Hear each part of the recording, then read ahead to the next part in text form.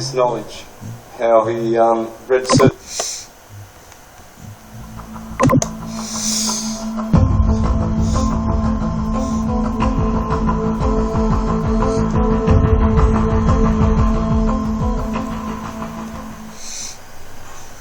Here for episode 41.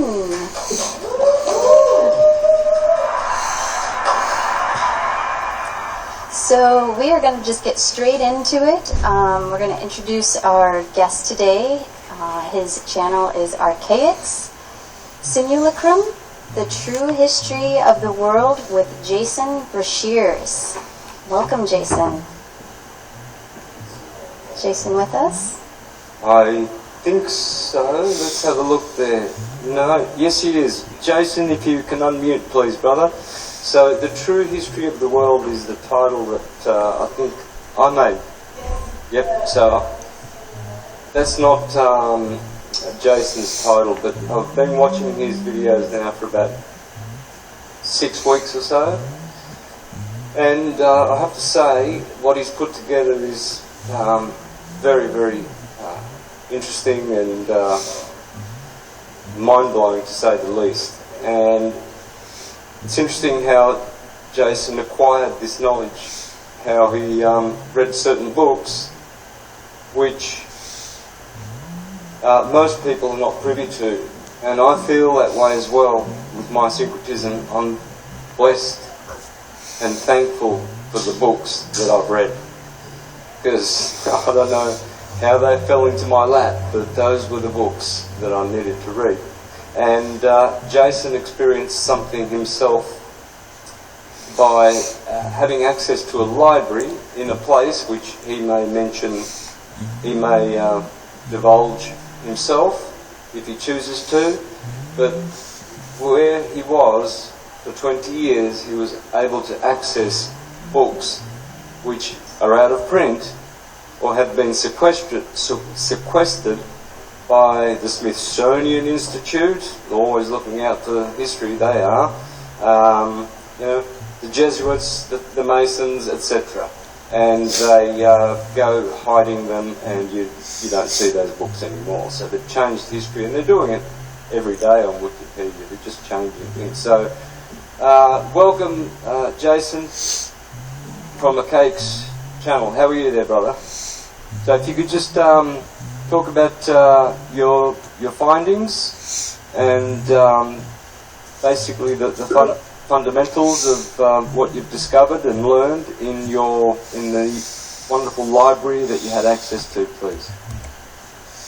Well, I'm gonna need you to narrow that down, because I kind of cover a lot of topics on my channel. All right. Well, first of all, let's start with the pyramid, the Great Pyramid timeline, because I used to be a Jehovah's Witness, and Charles Taze Russell used exactly the same model of the Great Pyramid to use as a calendar for all the ages, the biblical ages.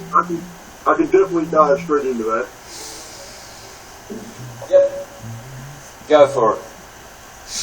Okay, well, beginning with John Taylor about 350 years ago, there was a suspicion among researchers that there was a calendar, geometrical timeline embedded within the Great Pyramid.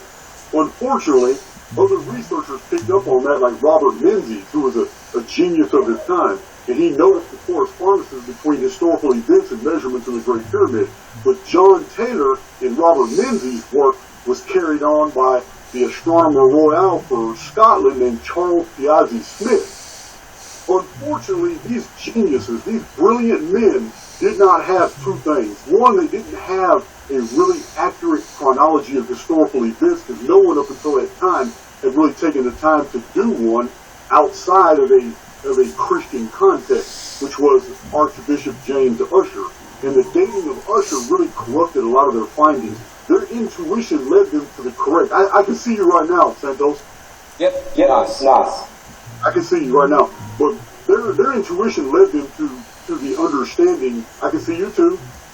But the problem was was without an accurate chronology, there's no way to make the proper assessments to show, to provide peer-reviewed material so other scholars, academics, and researchers could actually find the same finding.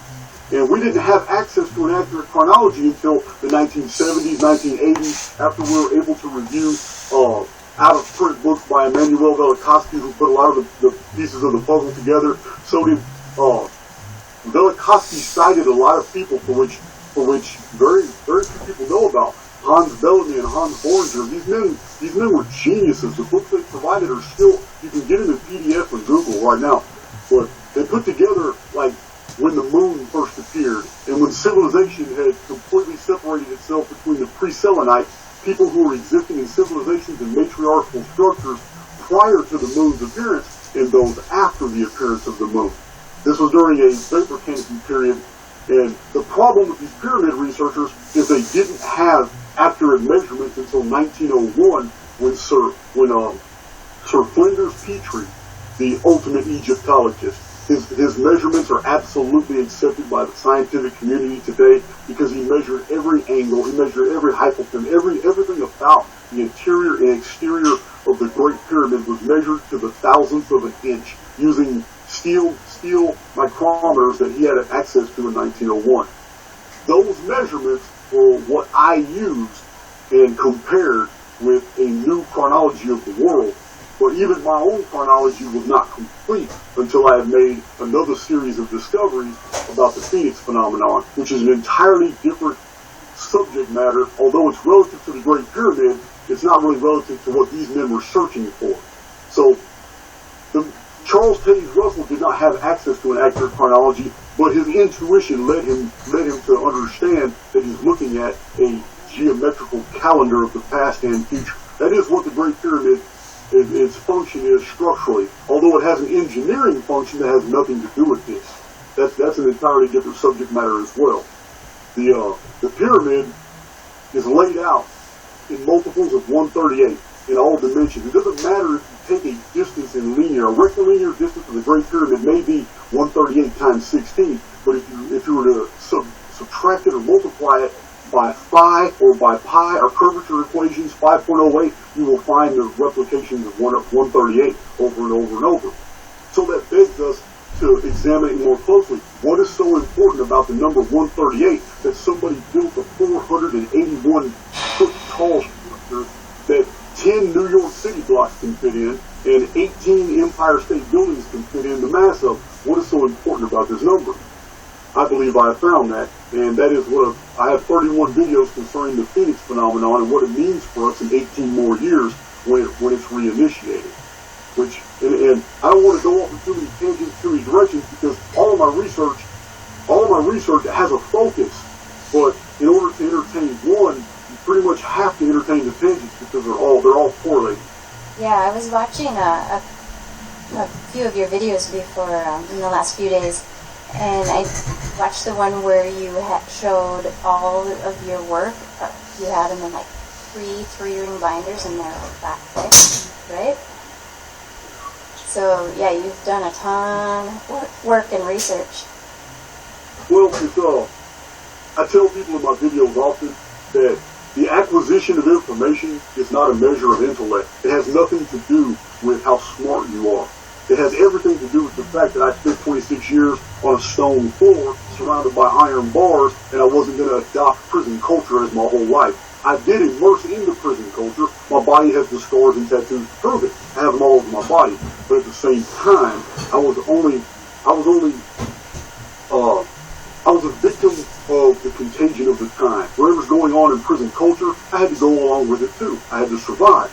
But at the same time, every day, I'm reading, I'm redacting, I'm editing, I'm passing and trading books, and I weaseled myself into the library and found out that I had true power in that library once the administrators realized that how my ability to collate data and to organize old systems, because there are books that are hundreds of years old in Texas prisons, and there are Texas prisons that are hundreds of years old when these libraries still exist. And I had access to all the libraries of 116 prisons, which allowed me years and years and years of just data mining all these old books. And most of them are pre-World War II, before occupational governments of the world have pretty much fallen prey to the same culture who has been rewriting our history for the past 700 years and taking over our banks, taking over our cultures, and pretty much put themselves in power in international positions of power through NGOs now. They're basically dominating the world. And since 1946, 47, and 48, when they rewrote every encyclopedia, almost every paperback book, I had access to information before this redaction took place, before they spent billions in rewriting all the history. So that is the advantage of the Archaix research, and this is why I can't charge for it. This is why I provide it free. This is why I have a Facebook group where almost 100% of all my findings are released in pieces, in posts. Oh, that's beautiful. Yeah, well done. So, simulacrum, what does that mean to you? What's the simulacrum? Because I think most people would see that as a simulation, has the word simulation in it. Would that be correct? Yes, I pronounce it simulacrum, but then again, I'm an uncouth, uneducated bastard, so I really don't know if I'm pronouncing it right or not. It is an actual word in the Oxford English Dictionary. It just means a copy of something else. So that is basically my real worldview. And this is really astonishing to my family. I was raised Southern Baptist. I was really involved in the church. I was a church choir for a very long time, until I went to prison. And even in prison, I stayed a Christian until I was 40 years old. Read the Bible back and forth, have all the notes to prove it, released many videos about my findings on Christianity and Judaism, Old and New Testament, the pseudepigraphia, the apocryphal works. I have videos and all that. But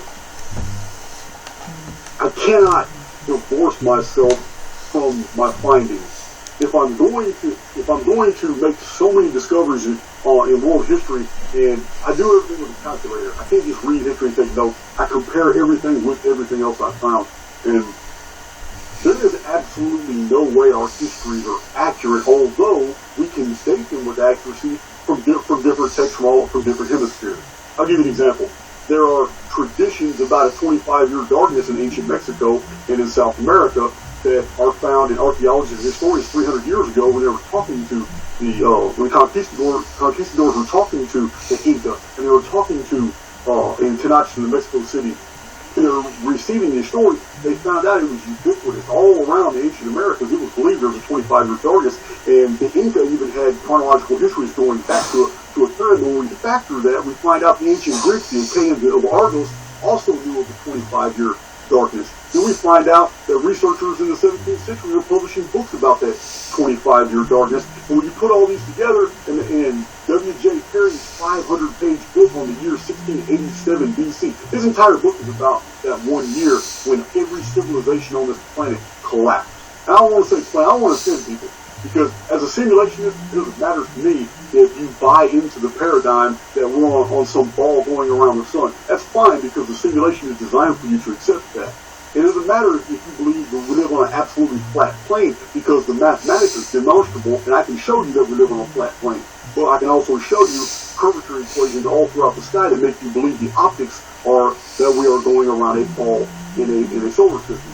The problem is that there is a third paradigm that very few people are understanding, and that is that if we are completely immersed within a simulation, a copy of a real universe, then there has to be real reasons, there has to be predicates as to why we're here, why a copy was necessary, what is being studied as we're living out these lifetimes, why this copy is only focused on catastrophism, actual cycles, because every ancient calendar, the only common denominator we find in ancient calendars is they all began when something very disastrous occurred.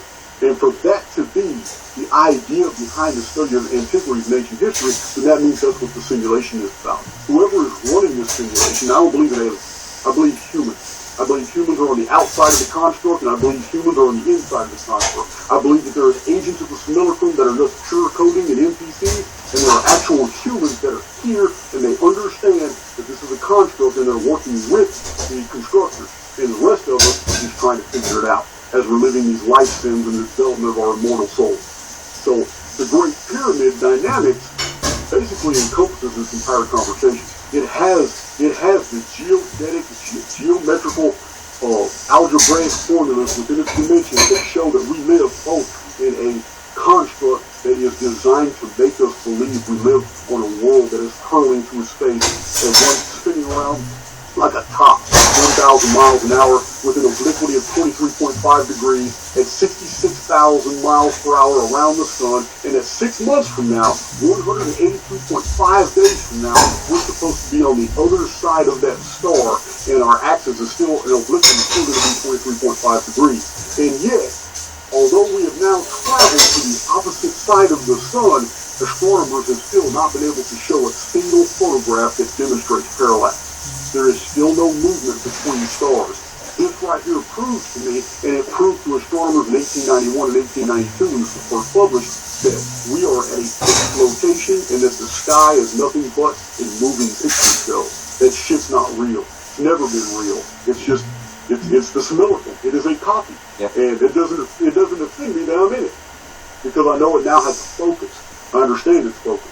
But trying to convey it to other people that don't have the same frames of reference, I had to tear myself out of one paradigm after another in order to draw these conclusions to understand that none of this is real. I'm 100% an immortal spiritual being, and I signed up for this because it's necessary. There is something going to happen to the real solar system by which all these simulations are necessary. So what do you think that is? Because you talk about the 138-day year cycle, and the last catastrophe was in 1902, which really does absolutely coincide with a lot of amazing wars that were happening. The Boer Wars, Russia against Japan, Russia lost. The US invaded the Philippines. Around 1899, 1900, 1901 and 1902, there were all these world-changing pre-World War wars which are very, very significant. And you're saying that in 1902 there was this cyclical visitation which caused a catastrophe, and 130 years after that, 38 years after that, which will be in 2040, the same will repeat. Is that right? Exactly. The reset, when I initially set out on my Phoenix research, when my first book was published about the 138-year periodicity of this reset formula, I was still holding on to the Newtonian physics world. I had not yet adopted simulation theory because I was still in prison. This was the year 2007. My publisher had just given me a contract for When the Sun Darkens, and to me it was purely astronomical. It took other bodies of research for me to realize, such as the episode of 713 BC cannot be ignored. Emanuel Velikovsky knew this as well, and he published a chapter about it, but he didn't go into a lot of detail. Other authors not really knowing about the reset of 713 BC have also published material, and in that year, every single culture and civilization on this planet, or on this rock, whatever you want to call it, they changed their calendars, and it was ubiquitous. It was universal. Every single one of them switched over from the old 360-day model to 365.25. It took another 50 years for half of them to catch up to the fact that it was 0.25. It was 365.25 days to add leap years into their calendars. Unfortunately, the oldest and most well-established calendars in the world before then, we're talking about Nabonidus, talking about the Olmec calendar, the Zapotec, the Mayan calendar, the Vedic calendar, the Sumerian, the Egyptian Old Kingdom calendars, every one of them measured years in 360 days. As a matter of fact, they really didn't measure years at all. They measured cycles, and those cycles happen to be in days, such as the 432,000 Shar cycle of the Sumerians, which is only 1,200 years, it's 12th century. Because almost every Sumerian day, this is where Zechariah Sitchin pretty much polluted the minds of every single person that follows him. Jesuit. He's totally. Jesuit liar. I've always been saying that. Yeah, he created calendar nightmare. I don't even want to get into it, but you can take every Sumerian day. It says that the city of Kish was destroyed 48,800 Shars after the second dynasty of Uruk. Gilgamesh assumed the throne of Ur or whatever. When you see these numbers in Sumerian, all you have to do is divide them by 360, and it will tell you it's 78.5 years. 78.5 years, one city was destroyed, another one rose up. And it's really easy. It's really easy formula. They counted days. They had no concept of years, because when every single one of these calendars began, it was under a vapor canopy. Under that vapor canopy, years don't make sense. There's no reason to, because there are no seasons. Every single night, the stars are absolutely brilliant and bright. The moon looks like you can touch it. The mesosphere magnifies the sky. This is why during the matriarchal cultures, we had all these star worshiping phenomena. They understood. We have traditions about stars that cannot be seen with the naked eye. The reason is the lens that was in the sky collapsed. The day the sky fell in the Nordic cultures is the exact same time in the Middle East that the vapor canopy collapsed, which we know of in biblical traditions and ancient American traditions as the Great Flood. It was all the exact same time. Yeah. Gotcha. That was the thing. The reason I went that direction is because that single incident in history was a Phoenix reset, just like 1902. 1902 was, you have to understand, the Phoenix phenomenon acts with intelligence. We are dealing, in the simulacrum, we are dealing with an actual agency. I'm not talking about an agency like a government agency. I am talking about a collective of minds that are observing us. They must design these resets with sufficient intellect and frames of references to fool a collective that is imprisoned inside of it, that is getting smarter, that is understanding more, that is getting more intuitive, and these resets are becoming more and more sophisticated. In 1902, the reset was multifaceted. I had to release 3 or 4 different videos just about the year 1902. It is so profound. So much happened. It wasn't just a red. Astronomers in January and February first noticed red dust veils passing Venus. By March, red sand, red mud, and red rains were already raining all over the southern hemisphere. In late May, June, and July, the northern hemisphere got it. And there was hundreds of billions of tons of red mud falling on ships. In the it wasn't called the United Kingdom at the time, but in 1902, English ship captains were even writing in their logs that they had to have all hands on deck just to shovel red sand off their ship before their ships capsized. It was remarkable. The sun darkened, the moon turned red. All the things you read in the book of Revelation in Revelation chapter 6 about the sixth seal, it happened to a minor degree in 1902. But while these astronomical phenomena, the appearance of a brand new comet, astronomers admitted they have never seen this orbital path. The declivity of this comet was so bizarre, it was entered into the astronomical records for 1902. They named it Comet Morehouse, and since then it's never been mentioned again, because comets are not supposed to move in the way it was moving. Phoenix comes out of the northern heavens, and it passes over the ecliptic and goes straight into the southern heavens.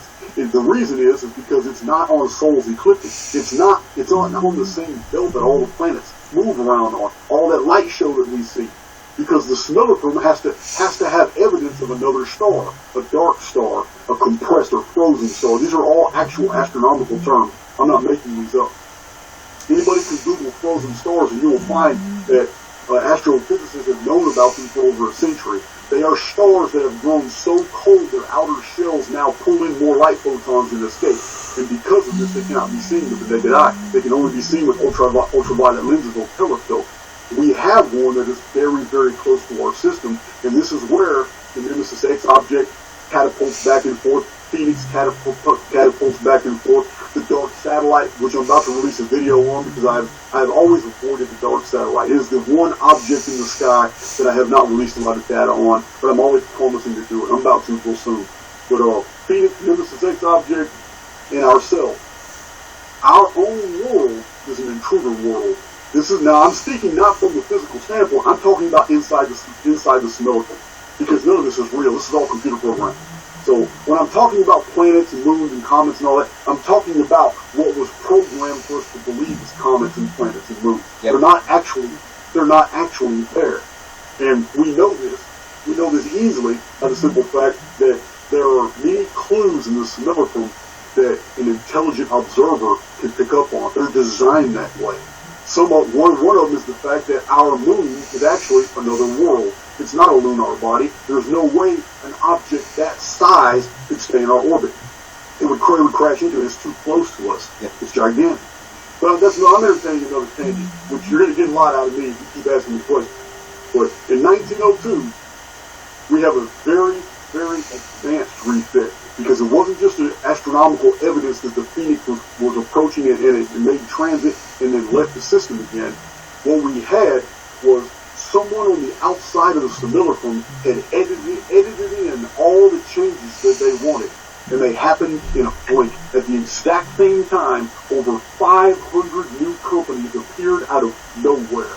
And you can Google all the companies that debuted in 1902. These are Fortune 500 companies that exist today. Many of them have changed their names to conceal their identities. But hundreds of corporations, countries, and government agencies all just appeared out of nowhere in 1902. There's not a hint of their existence in 1901. You were also tapping into the wars. The wars are absolutely correct. 1902, come 1903 and 1904, it seems like the entire world had forgotten that in 1901 and in 1899, there was world wars going all over the place. It was completely scratched out of the historical record, and there's no mention of it. You have to go to specialist literature even to find out about the Boer War now. No one wants to talk about that. What was going on in Africa, and what was going on in the Middle East at the time. After 1902, in the month of May, all that changed, and we had this really bizarre change, this dynamic in the infrastructure of civilizations, where all of a sudden all these banks and corporations and everything just took off, as if 1902 was actually the first year, the initiating year of what we know of as the last days. Yep, I follow you. You know what? Aleister Crowley said the year would be 1906, I think. He was always telling in many of his books that 1906 was the year. But I mean, even if it's slightly correct, I mean, isn't it interesting that we've got different schools and different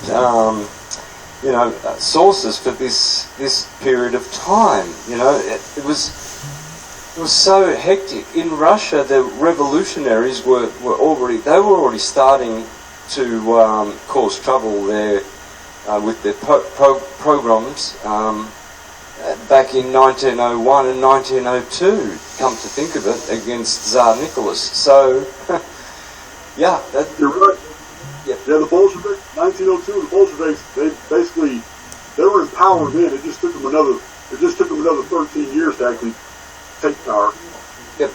Yeah, exactly. They started their trouble. They were really persistent and troublemakers. They would bomb factories. They would disrupt the beautiful, peaceful Russian civilization with all kinds of terrorist attacks and false flags. Pretty much what they have been doing up until March 20 of 2020. All of a sudden there's no more false flags, but there's another word that came along with a big capital C, and all of a sudden the false flags stopped, didn't they? All the shootings and everything. A whole new different shift came along. Where are those shootings now all of a sudden? Yeah. Right? Yeah. It's crazy. But you know what? They never stopped. The Bolsheviks, they're still doing everything they did in 1902 and in 1917. They've never stopped. All they have done is assumed a different garb. They're still doing it.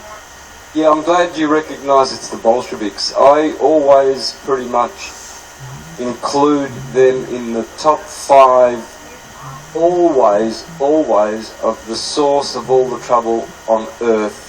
You know, I mean, you can mention the Vatican and the Jesuits, but if you do not understand Bolshevism and its inception into this world, into this simulacrum, then you will never ever understand what's happening today. To understand what's happening today with the far left and all of these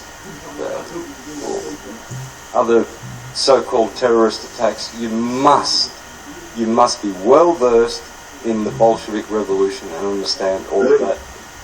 Their chief motto is war by deception, and they're good at it. Mm-hmm. Yep. Good. The fifth column. Yeah. I have hundreds of pages of notes right here I can show you. It's a topic that cancels channels. It's a topic that cancels platforms. I mean, they're still in power.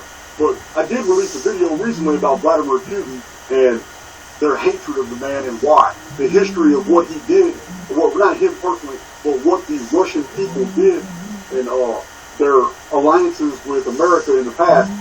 The reason why the Bolsheviks hate this man so much. The reason why he's in Ukraine now. I did release a video about that. But to focus on it, Santos, is really, it's not going to change the fundamentals of our existence. When the shit hits the fan, they're gonna be going through it just like we are.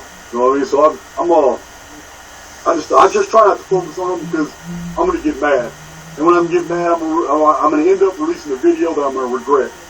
So I mean, it's just censorship is real, and YouTube, believe me, they are not gonna let you say everything that you want to say. No, I know. 100%. So what's your take there with Russia? My take is that the Russians have seen, their country being brutalized by the Bolsheviks, by the internationalists, and by certain entities that have ravaged this amazing advanced people called the Russians. I see Putin playing the game of what politicians play, but I can see another agenda going on in the background. He has another entity. It seems to me that, every nation has their egregore, their demon, their angel, their transdimensional, God, and I'm thinking that the Russian one is totally different, has a totally different worldview on this, Agenda 30, the 2030 and what have you. What do you think? Well, the Russian people are phenomenal people, and Vladimir Putin, he's a man for his own people.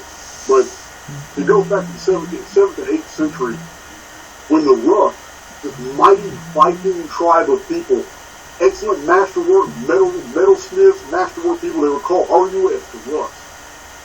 When these people came into contact with early Greek Orthodox Christianity, they were invited to Constantinople. And when they showed up in Constantinople, they were absolutely amazed about the city, and they wanted to adopt this new religion. They had heard about Jesus, and the Greek Orthodox Christianity was very different than the Roman Western version, and the Vatican version. So, Catholicism. The Rus adopted Christianity, and they moved further north, and they spread out, and these became the Russian people. Now, the Russian Romanov people, the reason the Bolsheviks hate the Russians so much is behind our Revolutionary War. During our Revolutionary War, the Bolsheviks had loaned almost $1 billion out international to France, Germany, Prussia, and they had basically paid for this huge world war. And everybody was supposed to play their part. And as the 13 colonies were rebelling against the crown, the UK, where the Bolsheviks were already in control since the days of Oliver Cromwell, and they were controlling London's affairs at the time. London didn't want to lose its 13 colonies, but the Bolsheviks knew, look, we can get the 13 colonies back for London. However, we need to carve that up into several states, because that's too powerful. They got the manifest destiny. These Americans are going west, and they have all unlimited resources, unlimited land. We can't allow that. We need to create several countries out of that. So they financed that. Russia put a stop to it. Russian fleets appeared on the east coast and west coast, and they did embargoes, and they chased down British supply ships and gave the supplies to George Washington. And the Bolsheviks have hated the Russians ever since the Revolutionary War, because the Russians stopped them. They lost a lot of money, and they stopped them from carving the U.S. into several states. So it took a long time, and they financed another huge war. Again, Russia interferes in the War of 1812. The Russians pretty much tell the rest of Europe, you stay your asses where you belong, or we're going to attack you. So in the War of 1812, the American colonists again defeated the English, got them out, America remained sovereign. Then they tried again. This time, billions of dollars, international, over a 15-year period, by Bolshevik, basically loan shark banks. And they're giving money out to all these different countries in Europe to carve the United States now in 1860 into multiple different deals. And they wired up what's called the War Between the States. You know of it as the Civil War. Yeah. Now, in the Civil War, all these nations were going to get involved, but no.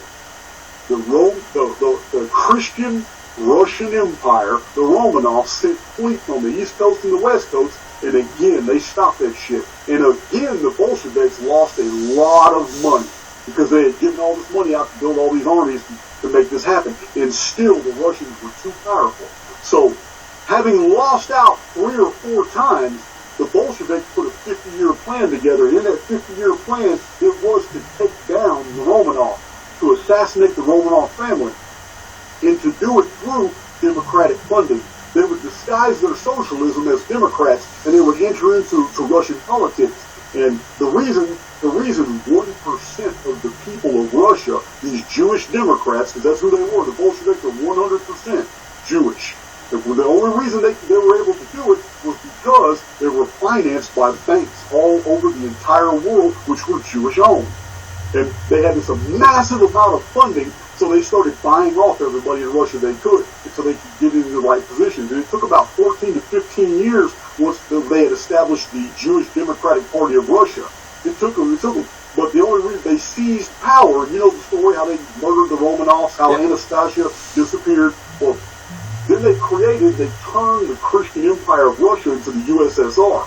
And for 5.5 years, 22 million white Christian males were marched to death camp. They were never seen again. Most of those bodies have never been found. A lot of the pictures that were taken in World War I of those death camps of Russian Christian males who were starved to death and not fed, and they died right there in those concentration camps. Those actual pictures resurfaced 30 years later when the Jews were trying to convince everybody in the world that Hitler and the Nazis were starving Jews in these death camps. Those were Russian white males. Those were not Jews in those photos. 100% of those photos that were used in after World War II were the actual World War I photos where the Jews had starved the Christians to death. There you go. And people, they're nefarious. They are nefarious. But here's what happened. They successfully turned the USSR into an atheist state, politically. But subsurfacely, on a cultural level, the Christian movement has never died in Russia. The people have been abiding by their time. They've been waiting to take back their country. Now, the Bolsheviks had created this term called Nazi. Nazi simply means nationalist. It means they've actually demonized a patriot, someone who is patriotic for their country. If I'm from Mexico and I'm Mexican, according to the Jews, I'm a Nazi. I'm a nationalist. If you're not for globalism, which is Bolshevikism, then you're a Nazi. As simple as that. This is what they did in World War II with Hitler and the Germans. You know, a lot of stuff they made up. A whole bunch of even the census counts of how many Jews were in Germany at the beginning of World War II that was published in the encyclopedias. This is the reason why they had to republish new encyclopedias, because the older encyclopedias recognized there wasn't even 600,000 Jewish people in Germany at the start of the war. So there couldn't have been 6 million who were killed. So in 1991, the Bolsheviks had lost so much power in Russia. In 1991, the Russian satellite countries all fragmented. And this is the collapse of the USSR. But when the USSR collapsed, it allowed for the nationalists, the purebred Russian people who are not Bolsheviks, to take back their country. Vladimir Putin is among them. Vladimir Putin is not like other world leaders. He doesn't come from blue blood. He doesn't come from all these 13 families. Vladimir Putin came up as an ordinary soldier through the KGB and the GSR. And when he finally became politically active, the people love him because he's a man for the people. Anytime you see stuff on the news talking about the Russians hate Vladimir Putin, that's bullshit. Yeah. It's total bullshit. Vladimir Putin is loved over there just like the conservative Republican Party loves Donald J. Trump. There's no difference. They love their leader. So, in 1991, the Russians took back their country. From 1997 to 2018, the Russians spent more money than any country on this planet building a fantastic army. The media has always left it out. They don't ever report on it, but no one has. No one has jet aircraft. Those MiGs can do maneuvers that no American jetcraft can do. Those hypersonic missiles he has are far superior to anything. And let me tell you, there is a definitive reason why. When he invaded Ukraine, not one single NATO country came to the rescue. No one wants to fight Russia. And behind the scenes, I'm telling you now, Santos, I've run the isometric projection. You know, off my historical research, all the mathematical palindromes I've discovered, I have developed software. I have my own looking glass. I have released over 30 videos of what to expect in 2021, 2022, and 2023. I have never taken those videos down. I don't need to. I'm watching every day in the news, everything that I have predicted in those videos come true. They come true very slowly. That's why people don't really remember. I have to remind people in my Archaix group that, hey, y'all do remember, I said in early 2022, the whole COVID deal is going to collapse. It's going to be swept under the rug, and you're going to be moving into a new paradigm. I said that. I've released 2 videos about it, but no one's really talking about it because the media is fantastic about what they do. They are very good at switching paradigms on us. Everything's now Ukraine, Russia, evil Putin. Everything. Even Americans with intelligence who should know better that the Russian people are the greatest ally the United States has ever had. Ever. And yet in the media, the Bolsheviks has ordinary Americans who are patriotic, even friends and family of mine, demonizing Vladimir Putin because they're uneducated. They really don't know what's going on in the world. The Bolsheviks has completely deceived them. Yep. Hey, if I'm talking too much, y'all need to shut me up. You too. I see you out there being all quiet. No. We because of the technical problems and the delay, we want you to speak as much as possible because this information is vital. This is the kind of stuff. This Saturday night, I have nothing else to do. So what I'm doing here, I'm probably going to get on my video because I got like 16, 17 different videos I got to release. I just got to release them one at a time. I'm exploding. I am literally exploding with information. I can't get it out fast enough. It's I don't know where it comes from, but you know what? I got Duracell batteries. I don't ever get tired. When I do sleep, it's 3 or 4 hours and I'm fully rested. Time to go.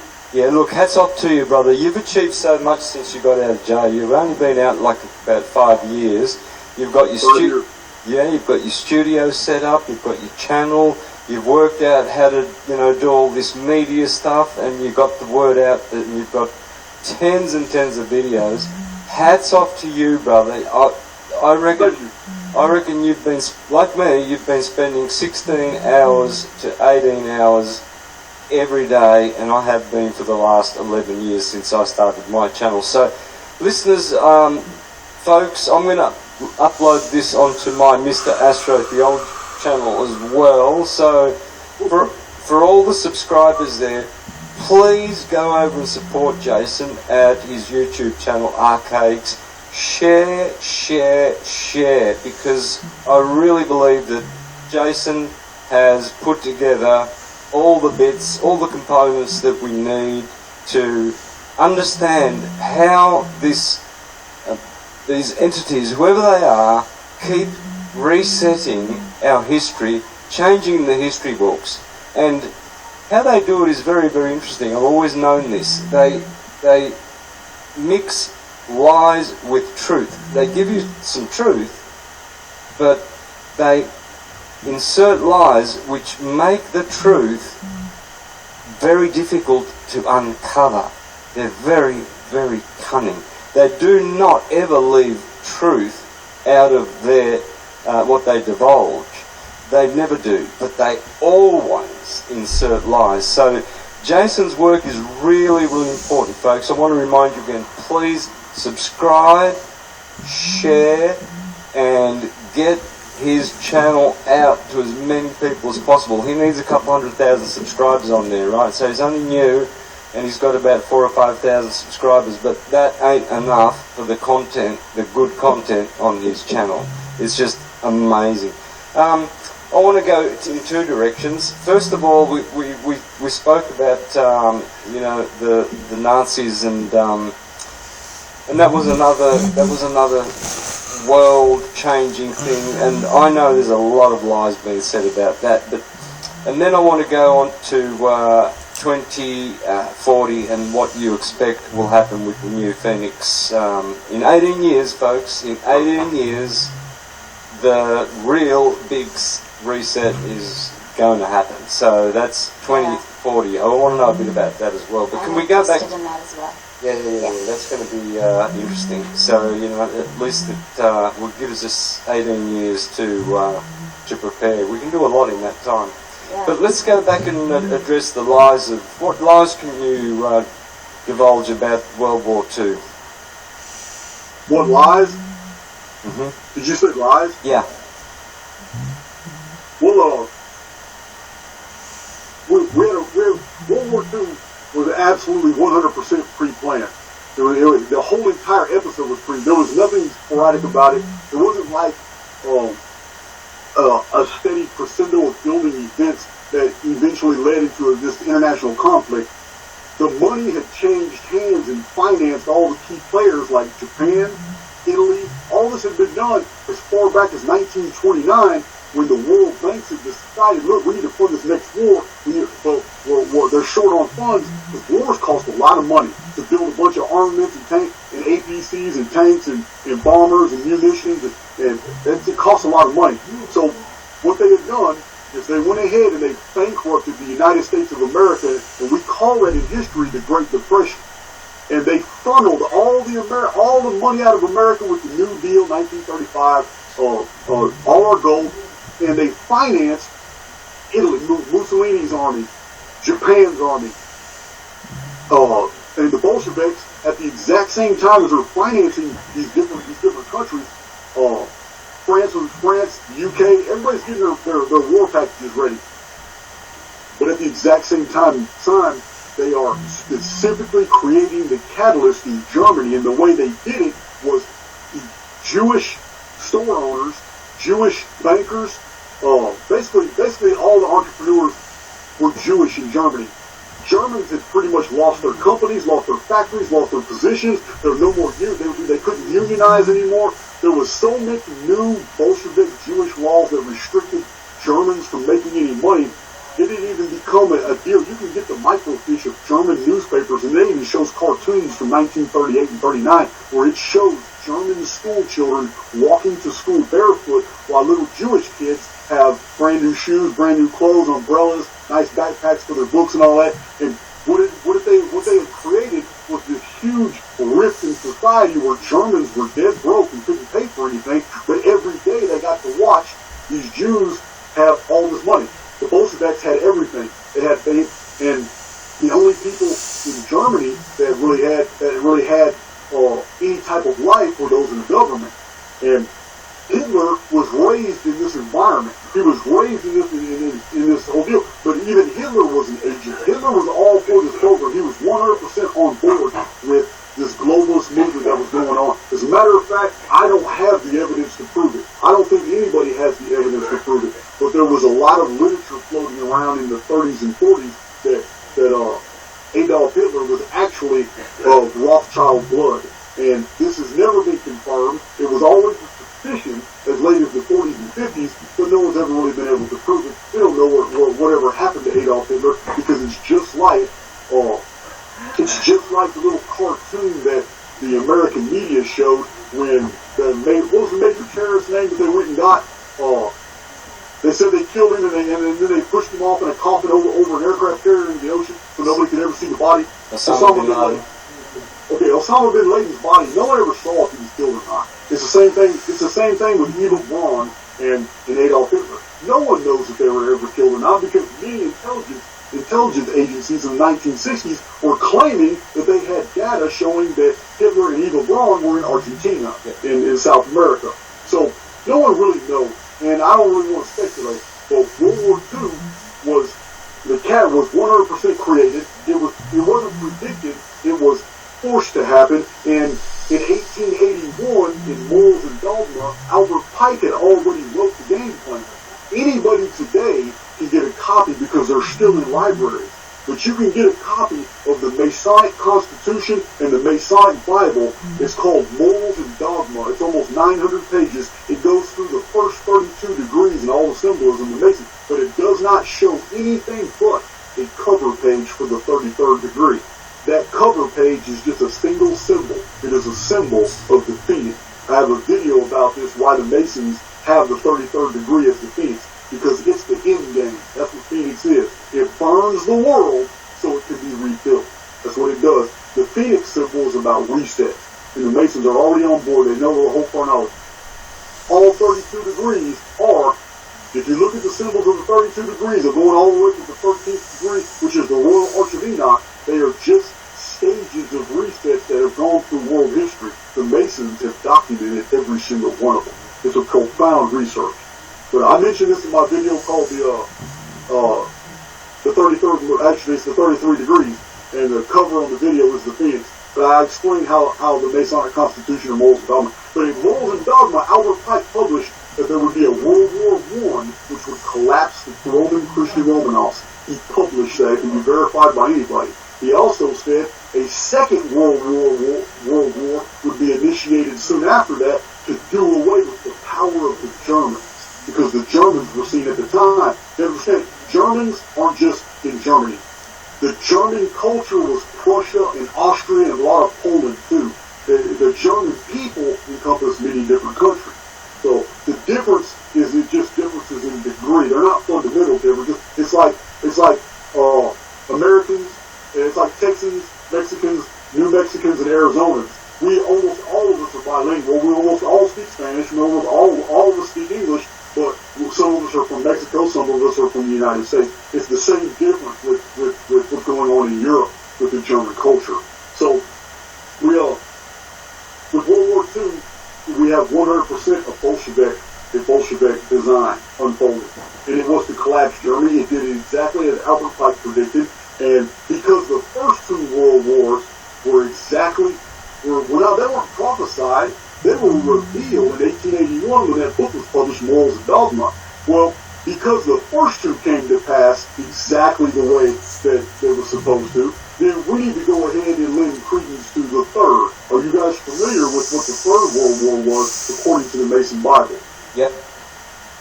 Yeah, it's going to be in the Middle East, and it's going to involve all Middle Eastern culture.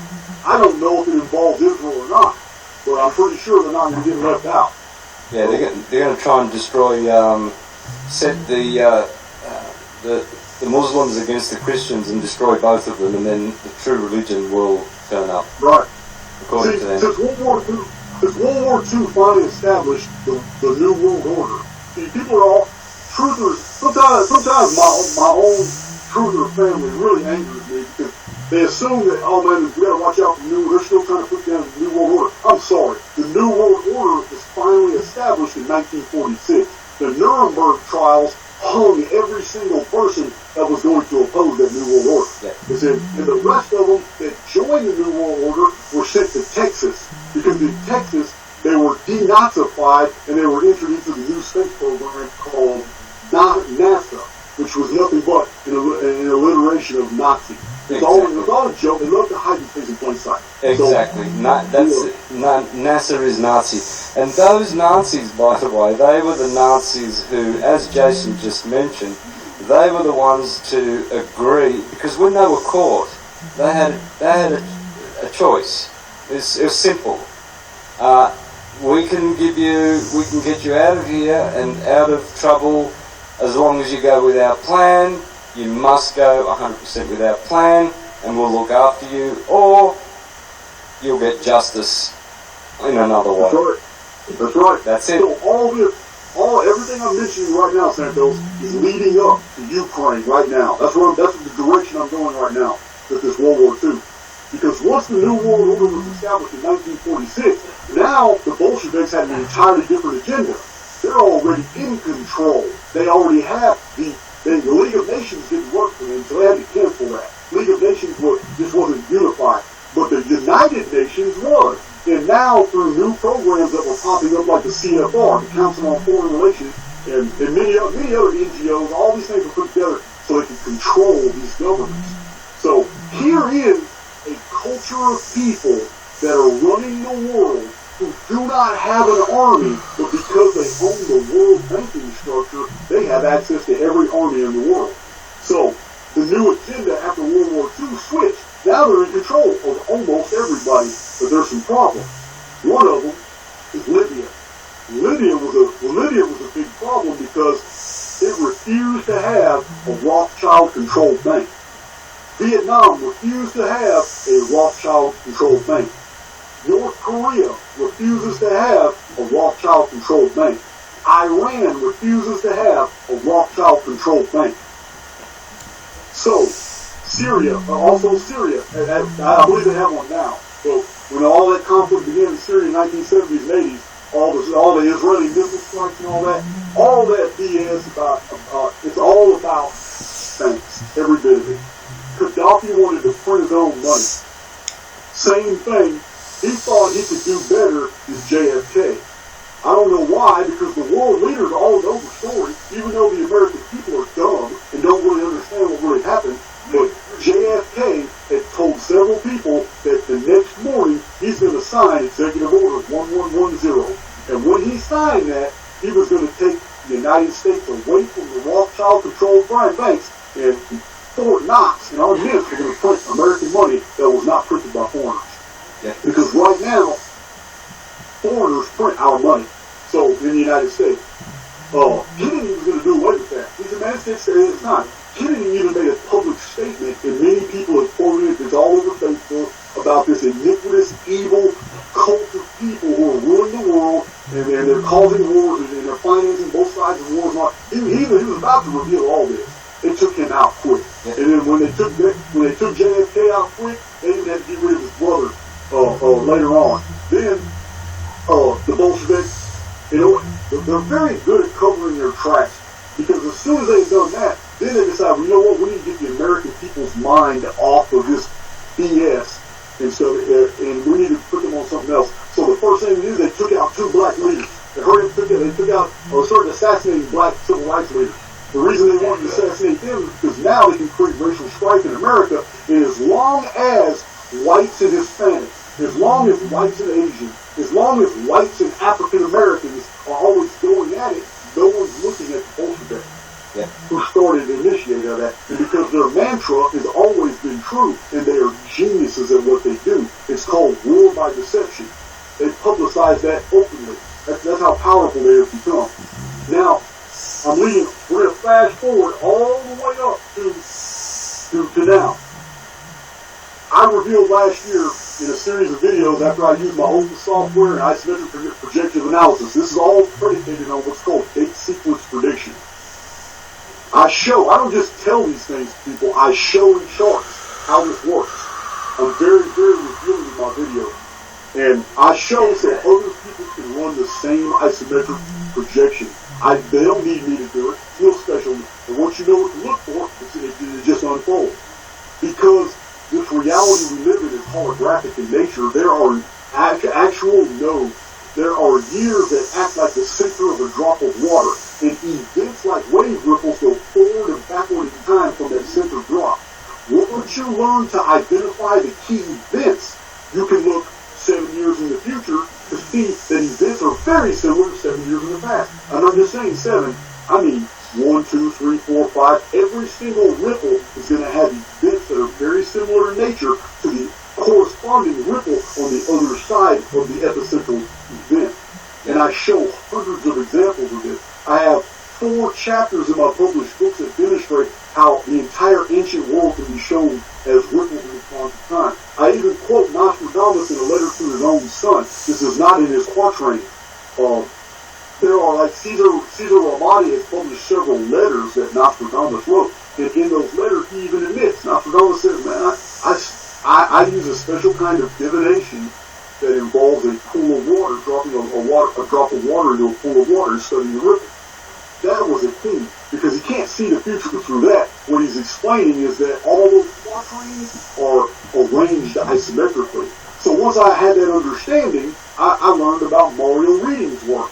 When I found out about Mario Reading's work, that he actually found a date index encoded in Nostradamus' quatrains, I just followed it. I don't know if he's right. I don't know if he's full of bullshit or not. So I look at it and I see all these events for 2040 are the moon turning red, major earthquakes, oceans slipping their basins, cities going under beneath the ocean, whole massive migrations of people leaving the West and going back to the lands of their ancestors' nativities. All of this is in Nostradamus' quatrain. It is dated 2040 in this index. So that led me to Mother Shipley's work. I find out Mother Shipley, somebody sent me Mother Shipley's prophecy, so I read it. I really wasn't intrigued by it until I got to the end. When I got to the end, this massive double cataclysm, this sky dragon appears, turns the red blood, major earthquake, sun goes dark. It's all in her prophecy, but she's very specific. It occurs 1 century after a world war. That's 2040. You can't get more accurate than that for a witch who was illiterate, absolutely illiterate, could not read and write. Her poem was oral. Other people wrote it down. You can't get more accurate than that for an oral poem that was issued 538 years ago. That's amazing. That's amazing. So, all these different chords about 2040 and this is what I revealed in my own videos on my channel about what's happening right now. You remember last year when the Truther movement was all the buzz across YouTube talking about underground explosions. There's all kinds of detonations. The good guys are out there taking out all these child predator facilities and all. You remember that? Yep. Okay, well, I kind of bought into that. I did some research and all that, and I was like, wow, these seismographs are real. So I almost fell for it. I'm glad I did not release a video about it, but I was doing the research, and I was following some of these guys, what these guys were talking about, and these different institutes were publishing the seismographic readings, and it's true. These detonations are really going off on different continents around the world. And I'm following something, man, this is really bizarre. And some of them are in a straight line, and they kind of deviate. I said, is this real? And I got to thinking about it. My own common sense tells me there isn't that many children in the world for that many facilities to be blown up. And why would you blow up facilities to save children? I'm not trying to hear it. So I start putting everything together, and I do some isometric projections, man. I look at what is really happening, and I find out, wait a minute, in 1973 and 1974, there was major legislation pushed by the United States Congress, and it passed, concerning the construction and the legal funding for underground facilities for all different types of purposes. So I'm putting all this together, and I'm realizing, wait a minute, these are Phoenix fallout shelters. Our governments are working together. This bullshit that's going on the surface is all smoke and pony show. This is bread and circus. This is bread and circus. It's all distraction. What's really happening is that they know something's coming. They may not know when, but right now we have a magnetic deviance that is so far that it's obvious to anybody in the government who has access to scientific panels that something very large is approaching our solar system. It is the only reason why we would have a magnetic variance of over 11 degrees. What I mean is true north has always been 10.5 to 11.5 degree variance off of magnetic north. Magnetic north has always been slightly off. And this is what helps navigators with their compasses and all that. They know this and memorize this. It's been this way for thousands of years. But all of a sudden, magnetic north is now deviating back from true north. This is what's happening right now.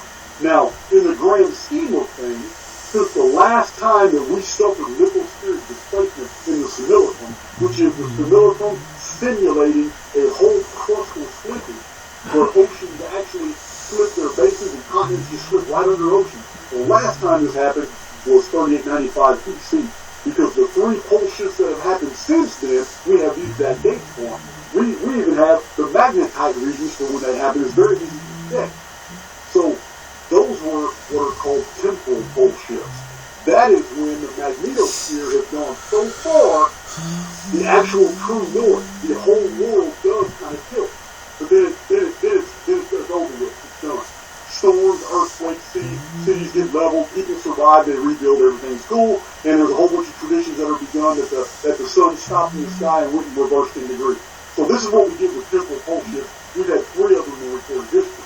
But before the advent of writing, in the year 3895 BC, this year is very well established. I don't want to bore your listeners with it right now. If they're interested, I have about 40 videos that show how this one year is shown by many, many different researchers, not just me. So 3895 BC, this major Phoenix episode happened where we went through a real pole shift. This is the reason why the Great Pyramid is no longer at 0 degrees longitude, 0 degrees latitude. It is now located at 30 degrees north latitude. The entire shift was 30 degrees. This tells us that the next time it happens, North America, Canada is going to take the place of the United States. The United States is going to take the place of Mexico.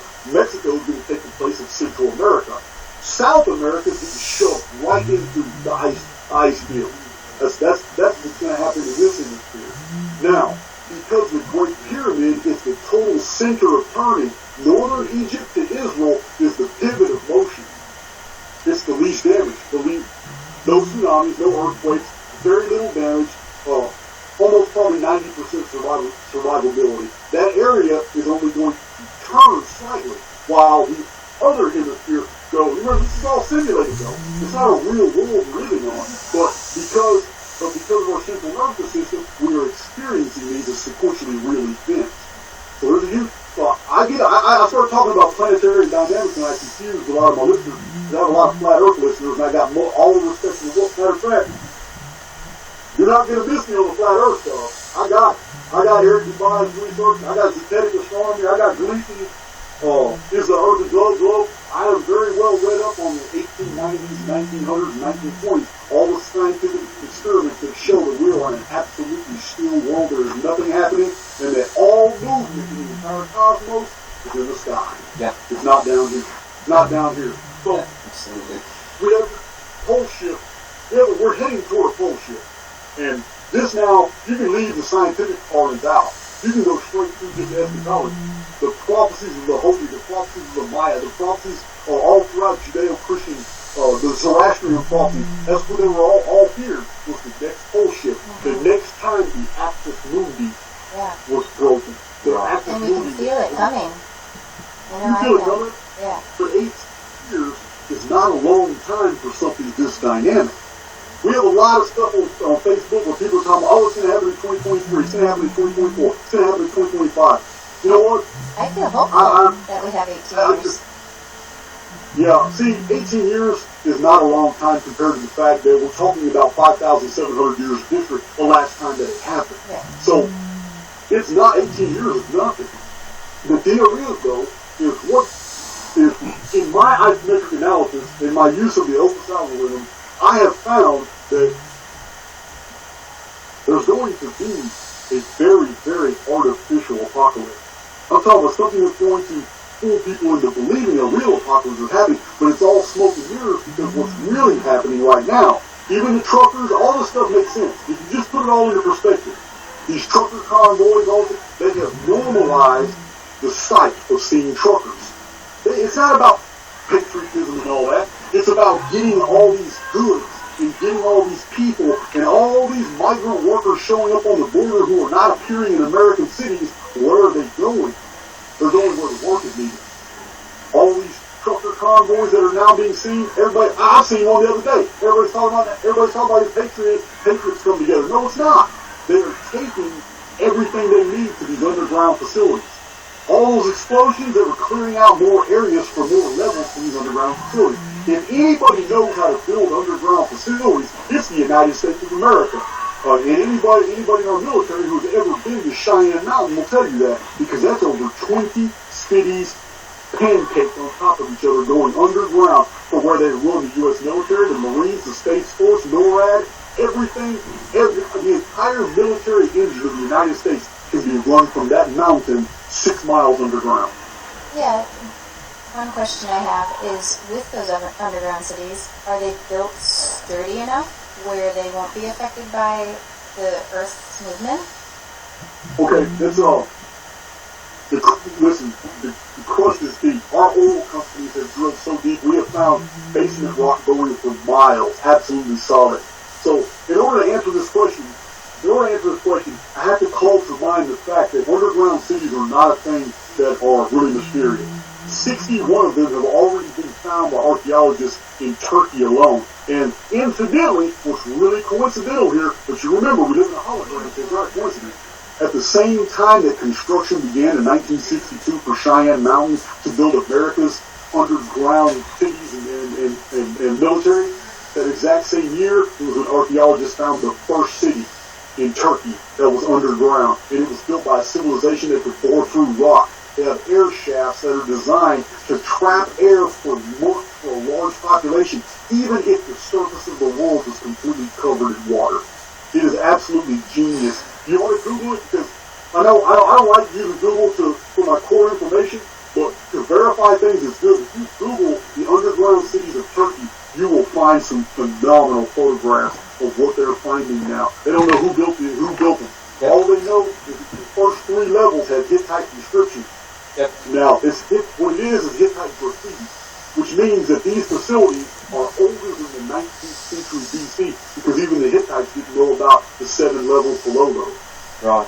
Jason, thank you so much for your sharings. Unfortunately, we lost 40 minutes at the start due to technical complications. Right. Please forgive us, listeners, but I want to invite Jason back. You're welcome to come back next week if you don't mind, and I want to... Anytime. I like to talk. You're on next week. Next week at the same time, no technical problems, and we will have time for callers to call in. So, sorry folks, I know you've got a lot of questions you want to ask Jason. I can see that from the chat. I can see that people really love this subject. So this is part 1 of many more if Jason is willing to come on our channel and bless us with his knowledge. We're just going to spend 5 minutes now. Just hang in there with us, Jason. We've got some announcements to get out for all the listeners. Please stay attentive, and Crystal's going to share the announcements for the week. Yeah. So we have